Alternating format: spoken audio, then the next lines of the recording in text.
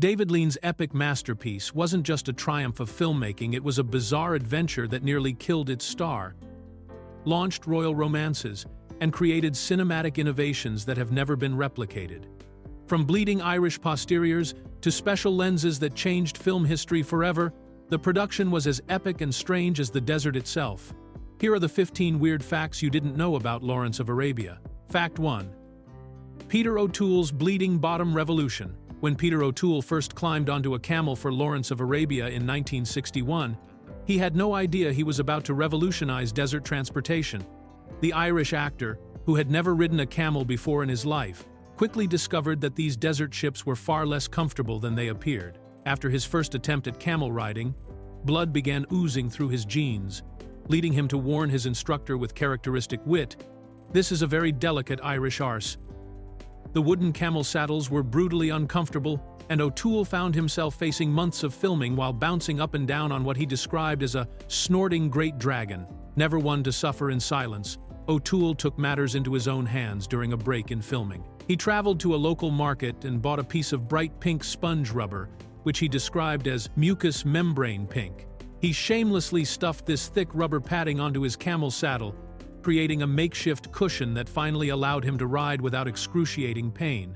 The solution worked so well that O'Toole could actually bounce more easily on the sponge rubber than on the traditional wooden hump. The Bedouin extras working on the film quickly noticed O'Toole's innovation and realized it was quite comfortable. They began asking him to buy more sponge rubber for their own saddles, and soon O'Toole found himself requisitioning tons of the material. The practical improvement became so widespread among the desert riders that the Bedouin gave O'Toole an honorary Arabic nickname, Abu al-Isfanja, which translates to father of the sponge.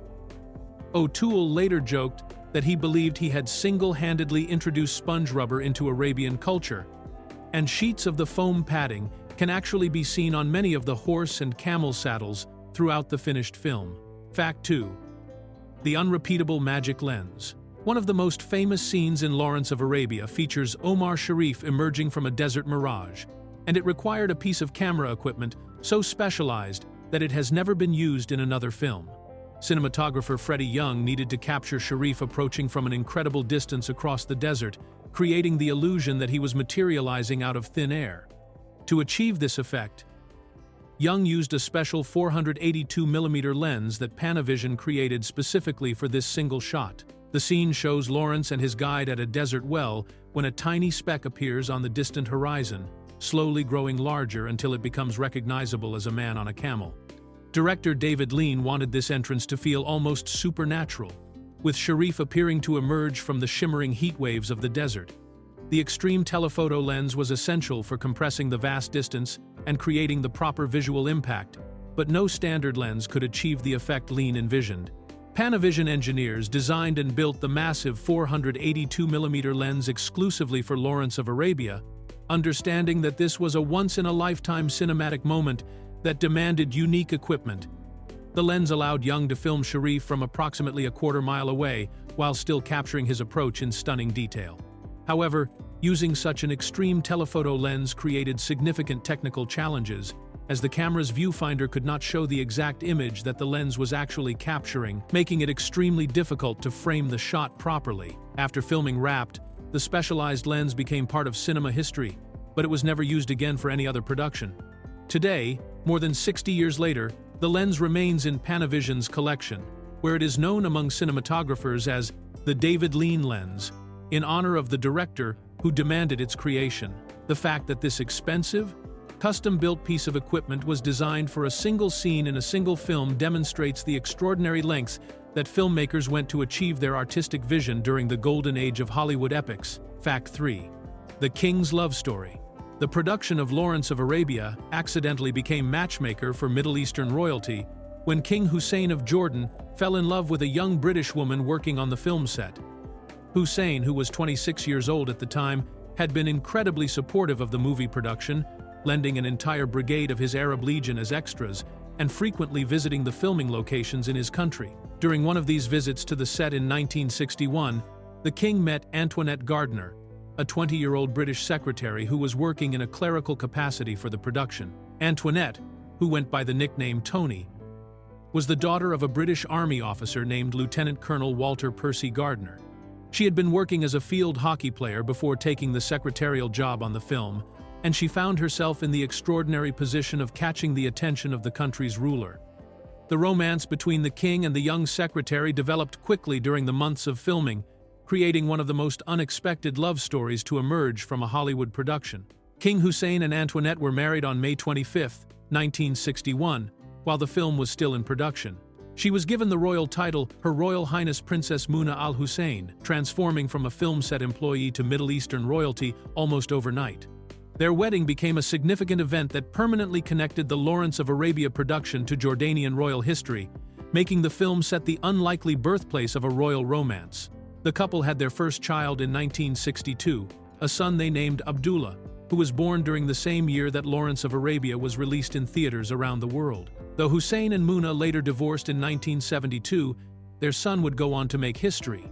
Abdullah became King Abdullah II of Jordan in 1999 and continues to rule the country today, meaning that the current monarch of Jordan exists partly because his parents met while making one of cinema's greatest epics. Fact 4. Real soldiers playing soldiers. When audiences watch the massive battle scenes in Lawrence of Arabia, they are actually witnessing authentic military formations performed by real soldiers rather than hired actors pretending to be warriors. King Hussein of Jordan made an extraordinary contribution to the film by lending an entire brigade of his Arab legion to serve as extras throughout the production, meaning that most of the soldiers visible on screen were genuine military personnel who knew exactly how to handle weapons, ride horses, and execute complex battlefield maneuvers.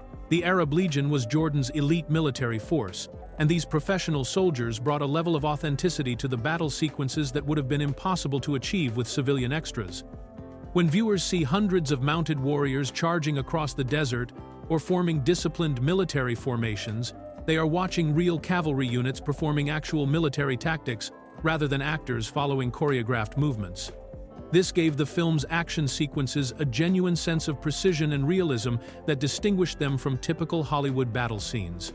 King Hussein's decision to provide his own troops as extras was both generous and practical, as it solved the massive logistical challenge of finding and training hundreds of people to convincingly portray Arab fighters. The soldiers already possessed the necessary riding skills, weapons training, and military discipline needed for the complex battle sequences that director David Lean envisioned. Their natural familiarity with desert warfare and traditional fighting techniques meant that the action scenes could be filmed with minimal preparation and maximum authenticity. The arrangement also created an unusual situation where a country's actual military forces were temporarily reassigned to work in Hollywood entertainment. These real soldiers spent months working alongside Peter O'Toole and the other actors, creating an atmosphere on set where genuine military protocol mixed with theatrical performance. The result was battle scenes that possessed an organic quality and military precision that has rarely been matched in cinema, as the Arab Legion brought decades of actual combat experience to their roles as movie extras. Fact 5. The longest Best Picture winner ever. Lawrence of Arabia holds the official record as the longest film ever to win the Academy Award for Best Picture, clocking in at exactly 222 minutes and 11 seconds of actual movie content. This epic runtime barely edged out the previous record holder, Gone with the Wind from 1939, by just over 1 minute, making Lawrence of Arabia the new champion of Oscar-winning endurance. The film's extraordinary length was carefully documented by Warner Brothers film preservation expert Richard May, who measured the original 70mm print to determine its precise duration. The original release of Lawrence of Arabia actually ran even longer when audiences experienced it in theaters, as the full presentation included an overture, intermission, and exit music that added additional time to the viewing experience. A post-premiere memo from December 13, 1962, noted that the complete film measured 24,987.5 feet of 70mm film stock. When this measurement was converted to projection time, using the standard rate of 90 feet of 35mm film per minute, it confirmed the exact runtime of 222.11 minutes. The comparison with Gone with the Wind became a matter of film industry pride, as that classic had long been considered the ultimate example of epic movie-making. Gone with the Wind measured 19,884 feet of 35mm film without its musical elements, which translated to exactly 220.93 minutes, This meant that Lawrence of Arabia surpassed the previous champion by approximately 1 minute and 11 seconds, a remarkably close margin considering both films were designed as sweeping historical epics. The record becomes even more impressive when considering that Lawrence of Arabia maintained this lengthy runtime while still achieving commercial success and critical acclaim. Most studios would have demanded significant cuts to reduce a film of this length, but director David Lean and producer Sam Spiegel managed to convince audiences to sit through nearly 4 hours of desert adventure, proving that exceptional storytelling could overcome concerns about runtime. Fact 6. Broadway composer's epic failure. One of the most legendary Broadway composers in history was hired to create the music for Lawrence of Arabia, but quit the project after delivering what director David Lean called rubbish and nonsense. Richard Rodgers, the musical genius behind classics like South Pacific, Oklahoma, and The King and I, seemed like the perfect choice to score David Lean's desert epic when producer Sam Spiegel approached him for the job. Spiegel specifically wanted an Oriental-style score and believed that Rodgers, who had created the exotic musical landscapes for The King and I, would be ideal for capturing the mystical atmosphere of the Arabian desert. However, Rodgers made a critical mistake that would doom his involvement with the project from the very beginning.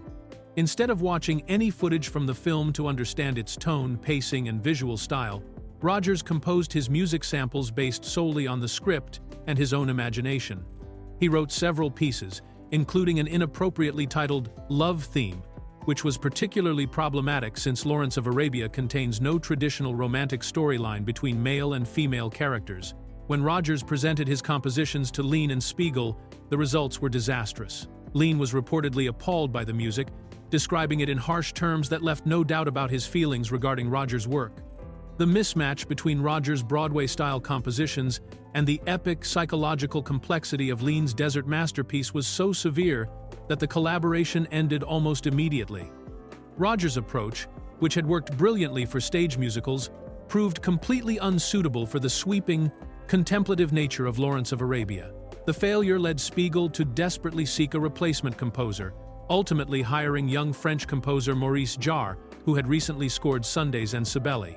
Jarre created what would become one of the most iconic film scores in cinema history, winning the Academy Award for his work. The contrast between Rodgers' failed attempt and Jarre's triumphant success demonstrates how crucial it is for composers to understand the visual material they are scoring.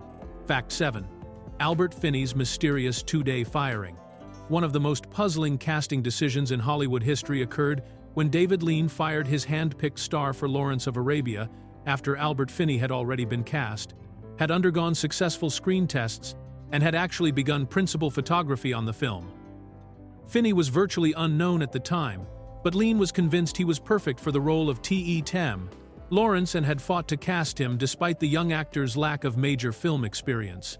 The director had seen something special in Finney and believed he could carry the massive epic on his shoulders. Finney had successfully completed his screen test, which impressed both Lean and producer Sam Spiegel enough to officially offer him the starring role. The actor accepted the part and traveled to the filming locations, where he began working on what would have been his breakthrough performance.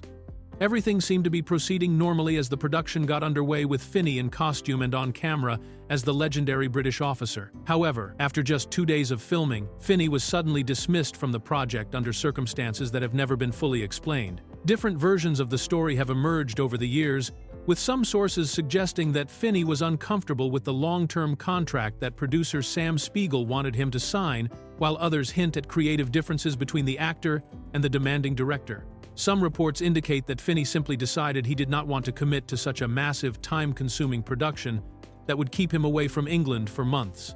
The mysterious firing left the production scrambling to find a replacement, ultimately leading to Peter O'Toole's casting and his career-defining performance. What makes the situation even more intriguing is that both Finney and the filmmakers have remained relatively quiet about the specific reasons for his departure. The exact details of what happened during those 2 days of filming and why such a promising collaboration ended so abruptly remain one of the unsolved mysteries of Lawrence of Arabia's production. Fact 8. Jose Ferrer's Porsche payment. Jose Ferrer negotiated one of the most outrageous payment deals in Lawrence of Arabia's production, demanding $25,000 plus a brand new Porsche for playing the Turkish Bey, a role that amounts to barely 5 minutes of screen time. What makes this deal even more remarkable is that Farrer's compensation for his tiny part was actually more money than Peter O'Toole and Omar Sharif earned combined for their starring roles in the epic film. Farrer was initially dissatisfied with the small size of his part and was reluctant to take on such a minor role in what was clearly going to be a major production. However, producer Sam Spiegel desperately wanted the accomplished actor for the crucial scene where Lawrence is captured and tortured in the Turkish garrison town of Daraa. Farrer was an established star with an Academy Award for Cyrano de Bergerac under his belt, and Spiegel believed his presence would add gravitas to one of the film's most psychologically important sequences. When Farrer expressed his concerns about the role's limited size, Spiegel agreed to meet his unusual financial demands, which included not just the substantial cash payment, but also the luxury sports car as an additional bonus. The irony of this arrangement becomes clear when considering that O'Toole and Sharif, who carried the entire film and appeared in nearly every scene, received significantly less money than Farrer did for his brief appearance. This pay disparity reflected the different bargaining positions of established stars versus relative newcomers in the Hollywood system of the early 1960s. Farrer had the leverage to make demands, while O'Toole and Sharif were still building their careers and grateful for the opportunity. Despite the unusual circumstances of his casting, Farrer later considered his performance as the Turkish Bey to be among his finest work, saying in an interview that if he were to be judged by any single film performance, it would be his 5 minutes in Lawrence of Arabia. Peter O'Toole also credited Farrer with teaching him more about screen acting during those brief scenes than he could have learned in any acting class. Fact 9. The Camel's Life. Saving Act. During the filming of the dramatic Aqaba battle sequence, Peter O'Toole experienced a terrifying accident that could have ended his career or even his life, but was saved by the unexpected heroism of his camel.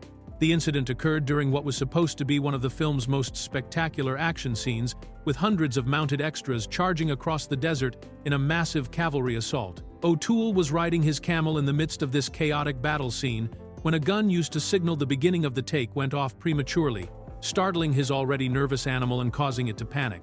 The frightened camel threw O'Toole to the ground, just as dozens of horses with their riders were charging directly toward the spot where he had fallen.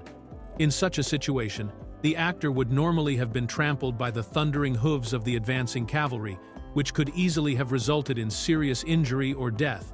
However, instead of running away as most animals would do when startled, O'Toole's camel made an extraordinary decision that demonstrated remarkable intelligence and perhaps even loyalty to its rider. The camel immediately positioned itself directly over O'Toole's fallen body, standing protectively above him like a living shield, while the horses and their riders charged past on either side. The animal remained in this protective stance until the danger had passed, effectively creating a safe zone around the vulnerable actor. This behavior was so unusual and unexpected that even the experienced animal handlers on the set were amazed by what they witnessed. The incident becomes even more remarkable when considering that it closely mirrored a real event from the life of the actual T.E. Lawrence during the Battle of Abu el-Lisal in 1917, where Lawrence himself fell from his camel and was similarly protected from being trampled. This strange coincidence between the historical Lawrence's experience and O'Toole's accident during filming added an eerie authenticity to the production, suggesting that sometimes reality and cinema intersect in the most unexpected ways. Fact 10. Anthony Quinn's master disguise. Anthony Quinn took method acting to an extraordinary level when preparing for his role as Ata Abu Tayyi, the fierce Bedouin leader, by spending countless hours applying his own makeup, using a photograph of the real historical figure as his guide. Quinn was determined to transform himself as completely as possible into the legendary Arab warrior, and he refused to rely on the film's professional makeup artists for this crucial transformation. Instead, he studied every detail of Ata's face from historical photographs and painstakingly recreated those features on his own face, working for hours each day to perfect his technique. The actor's dedication to authenticity was so intense that he would arrive on set each morning having already completed his elaborate makeup routine, appearing in full costume and character before filming even began. Quinn's transformation was so thorough and convincing that it created one of the most embarrassing moments in David Lean's directing career. When Quinn first appeared on set in his complete Ata costume and makeup, Lean was so fooled by the disguise that he genuinely believed Quinn was a local tribesman who had wandered onto the filming location. According to the legendary story, Lean actually asked his assistant to contact Quinn and inform him that they were replacing him with this new arrival, who seemed more authentic for the part. The director had no idea that he was looking directly at his own star actor, transformed beyond recognition by Quinn's meticulous self-applied makeup. Only when Quinn spoke and revealed his identity did Lean realize his mistake, creating a moment of both embarrassment and admiration for the actor's incredible commitment to his craft. Quinn's transformation was so successful that throughout the filming process, he maintained an uncanny resemblance to the real Ata Abutayi, helping to create one of the most convincing historical portrayals in the film. His dedication to physical authenticity matched his intense preparation for the role's emotional and psychological demands, contributing to what many consider one of the finest supporting performances in Lawrence of Arabia's stellar ensemble cast. Fact 11. The Imam's Quranic supervision. The production of Lawrence of Arabia faced an unexpected cultural challenge when Jordanian government officials discovered that English actor Henry Oscar would be filmed reciting verses from the Quran despite not speaking a single word of Arabic. Oscar had been cast to play Selim, Prince Faisal's servant, and his role required him to perform Islamic prayers and recite sacred text from the Holy Book. This situation created significant concern among Jordanian religious authorities, who were worried about the possibility of misquotations or mispronunciations of the sacred verses that could be seen as disrespectful to the Islamic faith. The Jordanian officials, who had been extremely cooperative and helpful throughout the filming process, suddenly found themselves in a delicate position where they needed to balance their support for the international film production with their responsibility to protect the religious integrity of the Quranic recitations. They recognized that having a non-Arabic speaker attempt to pronounce the complex and sacred language of the Quran without proper guidance could result in serious errors that might offend Muslim audiences around the world. To resolve this sensitive issue, the Jordanian government imposed a strict condition that would allow filming to proceed while ensuring religious accuracy. They required that a qualified imam be present on set during any scene where Oscar would be reciting from the Quran, serving as both a pronunciation coach and a religious supervisor to guarantee that the sacred text would be delivered correctly. The imam's role was to listen carefully to Oscar's recitation and immediately correct any mistakes in pronunciation, rhythm, or emphasis that could alter the meaning of the verses. This arrangement represented an unusual collaboration between Hollywood filmmaking and Islamic religious practice, as the imam essentially became a specialized consultant who ensured that the film's portrayal of Islamic prayer remained authentic and respectful. The presence of the religious supervisor allowed the production to continue filming these important scenes while maintaining the cultural sensitivity that the Jordanian government demanded, creating a precedent for religious oversight in international film productions. Fact 12. David Lean's secret voice cameo. In one of the most philosophically significant moments of Lawrence of Arabia, when a mysterious voice shouts, "Who are you?" across the Suez Canal, audiences are actually hearing director David Lean himself delivering what he considered the film's most important line. The scene occurs near the end of the movie when Lawrence and his surviving servant boy arrive at the canal after their harrowing journey across the desert, appearing as sand-covered figures who are barely recognizable as human beings. A motorcyclist on the opposite side of the waterway spots them and calls out this crucial question that encapsulates the entire theme of the film. Lean was so passionate about this particular moment that he refused to let anyone else deliver the line, insisting that he personally provide the voice for this pivotal question. The director understood that "Who are you?" represented the central mystery of T.E. Lawrence's character and the core philosophical inquiry that drives the entire 3.5-hour epic. Throughout the film, Lawrence struggles with questions of identity, loyalty, and belonging, never quite knowing whether he is British or Arab, a hero or a fraud, a liberator or a conqueror. The decision to voice this line himself demonstrates Lean's deep personal connection to the material and his belief that this question was too important to entrust to another actor. By speaking these words directly to the audience through the voice of the motorcyclist, Lean was essentially asking viewers to consider their own understanding of Lawrence's complex character.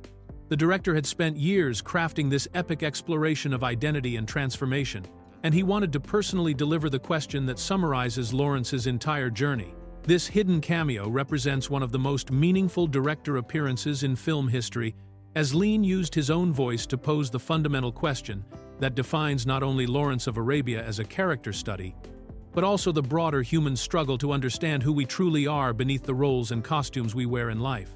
Fact 13. The indestructible train wreck.